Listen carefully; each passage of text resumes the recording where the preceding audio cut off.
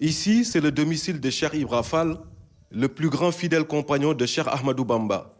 Non loin de Korgoumak, Cheikh Ibra Fall, à partir d'ici, a servi son guide de la manière la plus fidèle possible, loyale et avec un dévouement jamais égalé. bi mu ñëwee fii ci biir kër gi nag fukki at ak ñaar la fi def maanaam fii la daan jógee dem di fekk Sëñ Touba fukki at ak ñaar yooyu génnaatul kër gi ba ni muy ñibbee àjjana. Il a passé 12 ans ici, c'est de là qu'il est allé rejoindre Serigne Touba. Il ne l'a jamais quitté jusqu'à sa mort. Son histoire se confond à celle de Serigne Touba.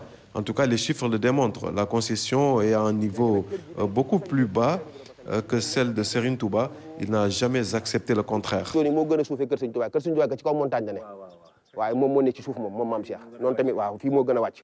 Cette concession porte toutes les facettes de l'action du maître des lieux au service du guide Cheikhoul Khadim. Les témoignages montrent parfaitement toute la détermination qui était la sienne à servir au mieux possible, et cela même dans le choix architectural qui a conduit Lamp Fall Baboul Mouridina à concevoir son domicile sans grands obstacles à ses différents mouvements au service de Cheikh Ahmadou Bamba. fi mu doon kër gi yëpp ay buntu la ko def fii ngeen taxaw fi mu doon mën ngeen a jaare fii dem génnewaat fee ci ëtt ba. La maison dispose de plusieurs portes. Il souhaitait se mouvoir à volonté et sans obstacle. La concession reste intacte, rien n'a changé. L'œuvre de Cheikh Ibra Fall demeure toujours. Il n'y a que des clôtures en zinc qui ont cédé la place aux murs en béton. mooy kër yi yëpp rek moo tax bunt yi mu tijjee koon fu ci ne rek moo fa daan dem ak yooyu. Cette concession dispose toujours des objets témoins de cette vie de dévouement qui était celle de Cheikh Ibra Fall, mais également témoin de l'histoire du mouridisme ici à Ndiarème, une histoire colorée de spiritualité, de don de soi, une histoire qui confond également le guide et son serviteur.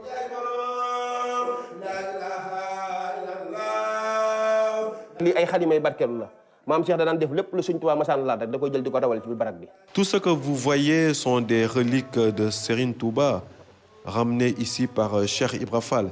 Et là, vous voyez le bouilloire que l'on retrouve sur la photo mythique du Cheikh.